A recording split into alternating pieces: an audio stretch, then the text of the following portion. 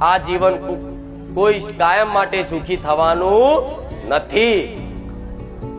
જાહેરમાં કહું છું, દુઃખ તો આવવાના જ, દુઃખ તો પડવાના જ, પણ એ દુઃખમય જો કદાચ મારા જેવી માતા પર વિશ્વાસ હોય ને અને મારા સહારે જીવન જીવતા હોય ને તો દુઃખમય તે તમારો સાથ ના છોડું, દુઃખમય તમારી જોડે રહું. હું હે રોમ મારી મેલડી, ખુખાર મેલડી છું.